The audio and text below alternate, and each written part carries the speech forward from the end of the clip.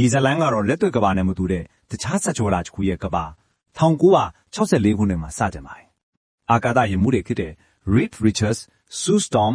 Ben Grimm နဲ့ Johnny Storm တို့ဟာအာကာသခရီးစဉ်တစ်ခုအတွက် cosmic ယုံကြည် cosmic rays တွေနဲ့ထိတွေ့မိပြီးနောက်တာမန်တဲ့ထူးခဲတဲ့စွမ်းအားတွေရရှိခဲ့ကြတယ်။အဲ့ဒီနောက်မှာတော့သူတို့ဟာ Fantastic Four ဆိုတဲ့ superhero အဖွဲ့အဖြစ်လူသိများလာခဲ့ပြီးအခုဆိုရင်ကဘာကြီးကသူတို့အဖွဲ့ရဲ့၄နှစ်မြောက်နှစ်ပတ်လည်ဦးတောင်ဂုဏ်ပြုကျင်းပနေကြပါပြီ။အဲ့ဒီအချိန်ကဒီသူတို့အဖွဲ့ဟာနာမည်ကျော်ကြားသူတွေဖြစ်လာသလို super villain ကြီးတွေကိုလည်းတိုက်ထုတ်ခဲ့ကြရတယ်။တစ်ဖက်မှာလည်း Reed တီထွင်မှုတွေဟာနီးပညာလောကကိုအကြီးကျယ်တိုးတက်စေခဲ့ပြီးစူးကလည်း Future Foundation ကနေတဆင့်တန်တမာရဲ့ကိစ္စတွေကိုဝင်ရောက်ဖြေရှင်းရင်းကမ္ဘာနေရာအတော်များများကိုစစ်မဲ့စုံထိအောင်နဲ့ငင်းချမ်းရအောင်ကြိုးပမ်းပေးနိုင်ခဲ့တယ်။ဒီလိုနဲ့ Reed မဲ့စူးလုံးမှာရင်သွေးလေးလွယ်ထားရပြီဆိုတာကိုကြေညာလိုက်တဲ့အခါကမ္ဘာကြီးတစ်ခုလုံးကဒီကလေးလေးရဲ့မွေးဖွားလာမှုကိုမျှော်လင့်တကြီးစောင့်ဆိုင်နေကြတော့တယ်။လူတွေအားလုံးရဲ့စိတ်ထဲမှာတော့ဒီကလေးမရောမိဘတွေလိုမျိုး super power တွေပါလာမလားဆိုတဲ့မေးခွန်းတွေနဲ့ပြင်းထန်နေခဲ့တယ်။လပေါင်းများစွာကြာပြီးနောက် Silver Surfer ဆိုတဲ့ဂျိုလန်တယောက်ကဘာမြေပေါ်ရောက်လာပါတယ်။သူကကြောက်စရာတည်င်းတစ်ခုကိုတည်ဆောင်လာခဲ့တယ်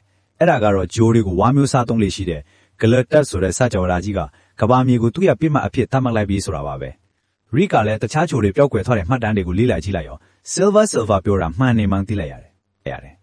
ဒါကြောင့်သူတို့အဖွဲ့လည်း Galactus ကဘာမြေကြီးမရောက်လာခင်အာကာသတွေကိုလိုက်ပြီးတားဆီးဖို့ဆုံးဖြတ်လိုက်ကြတယ်။သူတို့ဟာ Silver Surfer ရဲ့စွမ်းရည်အမှတ်တိုင်းကိုခြေရန်ခံပြီးအလင်းထက်မြန်ခီးသွားစနစ်နဲ့လိုက်သွားခဲ့ကြတယ်။ဒါပေမဲ့သူတို့ဂျိုအသစ်စီကိုရောက်သွားတဲ့အချိန်မှာတော့နောက်ကျသွားခဲ့ပြီ။ Galactus ရဲ့ရန်ကြီးကအဲ့ဒီဂျိုကိုဖျက်ဆီးပစ်လိုက်တာကိုမျက်ဝါးထင်နဲ့တွေးလိုက်ရတယ်။မကြာခင်မှာပဲသူတို့အဖွဲ့ Galactus ရဲ့လက်ထက်ဖမ်းပြီးသွားခဲ့တယ်။ Galactus ကသူ့မှာဘီလီယံနှစ်တွေကတွေတားဆီးလို့မရတဲ့စာလောင်မှုရှိနေကြောင်းအဲ့ဒီစာလောင်မှုကြောင့်ပဲဂျိုတွေကိုလိုက်လံစားတုံနေကြောင်းဖွင့်ပြောလာခဲ့တယ်။အဲ့ဒီထက်ဆိုးတာကတော့ Galactus က Reed နဲ့ Sue တို့ရဲ့မမွေးသေးတဲ့ကလေးစီမှာအတိုက်စားမဲ့ cosmic စွမ်းအားတွေရှိနေတာကိုအာရုံခံမိသွားပြီးဒီကလေးသာဆိုရင်သူ့ရဲ့စာလောင်မှုတွေကိုလွဲပြောင်းရယူနိုင်မယ်။သူကိုယ်တိုင်ဒီစာလောင်မှုကနေလွတ်မြောက်သွားနိုင်မယ်ဆိုတာကိုသိသွားခဲ့တယ်။ဒါနဲ့ပဲ Galactus ကကဘာမြေကိုချမ်းသာပေးဖို့အတွက်ကလေးကိုသူ့စီပေးရမယ်လို့အပေးအယူလုပ်လာပြီး Sue ကိုလည်းကလေးချက်ချင်းမွေးဖောက်လာအောင်ဖိအားပေးပါတော့တယ်။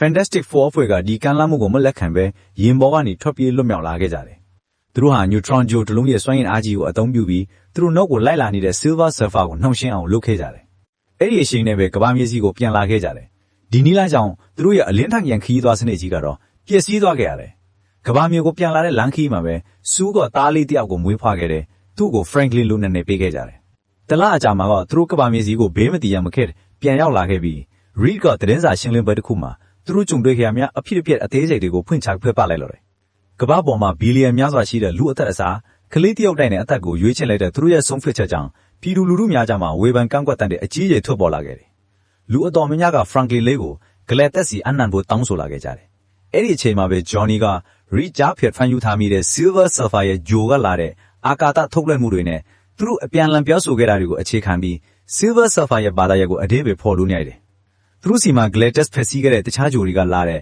ထုတ်လွှင့်မှုအချက်လက်တွေလည်းရှိနေခဲ့တယ်။ Galactus ကကဘာမင်းနဲ့တဖြည်းဖြည်းနီးကပ်လာလေး Fantastic Four အဖွဲ့ကိုဆန့်ကျင်စန္ဒပြနေတဲ့ပြပုံပြင်းထန်လေးမှုတွေလည်းပုံမပြင်းထန်လာလေးပါပဲ။ဒီအချိန်ဒီမှာ Sue က Franklin လေးကိုခေါ်ပြီးစန္ဒပြသူတွေနဲ့တွားတွေ့တယ်။သူမက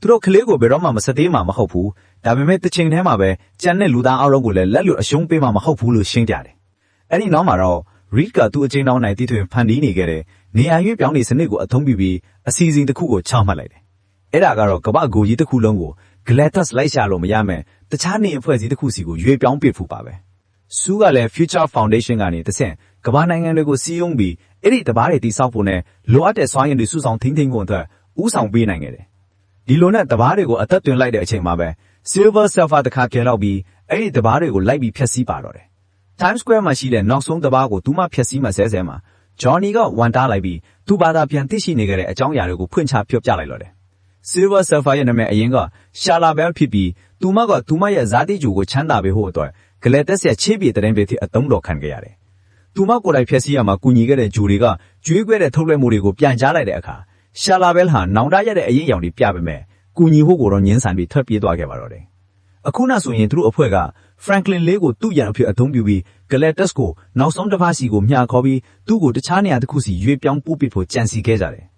Sue ကလည်း Harvey Elder နဲ့ညီညွတ်ပြီး New York မှာရှိတဲ့ပြည်သူတွေကိုသူ့ရဲ့မြေအောင်မြို့တောင် Subterranean စီကိုအရေးပေါ်ရွေးပြောင်းပေးဖို့စီစဉ်ခဲ့တယ်။ Galactus ကမြို့တွေကိုဖျက်ဝင်လာပြီး သူတို့ထောင်ထားတဲ့ထောင်ချက်ကိုရှောင်သိမ်းပြီး Franklin လေးကိုဖမ်းဆွဲသွားခဲ့တယ်။အဲ့ဒီအချိန်မှာစူးကသူ့ရဲ့စွမ်းအင်အားလုံးကိုထုတ်သုံးပြီးစွမ်းအင်တိုင်းနဲ့ Galatas ကိုနေရာရွေးပြောင်းလေးပေါ်တဲ့ပေါက်စီကိုတွန်းပို့နေခဲ့တယ်။အဲ့ဒီအချိန်မှာပဲ Reed က Franklin ကိုပြန်ကယ်ထုတ်ခဲ့တယ်။ Johnny က Galatas ကိုပေါ်တဲ့တဲ့အပလီသိမ်းတွန်းထည့်ဖို့သူ့ကိုယ်သူစက်တိမ်မလို့ကြိုးစားခဲ့ပေမယ့် Shalabel ကသူ့ကိုတားဆီးလိုက်ပြီးသူမကိုယ်တိုင် Galatas ကိုပေါ်တဲ့တွန်းချပြီးသူတို့နှစ်ယောက်တဲ့နောက်ကွက်မှာပေါ်တဲ့ကြီးပိတ်သွားခဲ့ပါတော့တယ်။စူးကတော့သူမရဲ့စွမ်းအင်အားလုံးကိုအလွန်ကျွလန့်တုံးလိုက်ရတာကြောင့်အသက်ပျောက်သွားပေမယ့် Franklin လေးရဲ့စွမ်းအင်ကြောင့်အသက်ပြန်ရှင်သွားခဲ့တယ်။ဇလန်းအဆောင်မှာကဘာကြီးကသူတို့အဖွဲ့ရဲ့9နှစ်မြောက်နှစ်ပတ်လည်ကိုကျင်းပနေခြင်းမှာ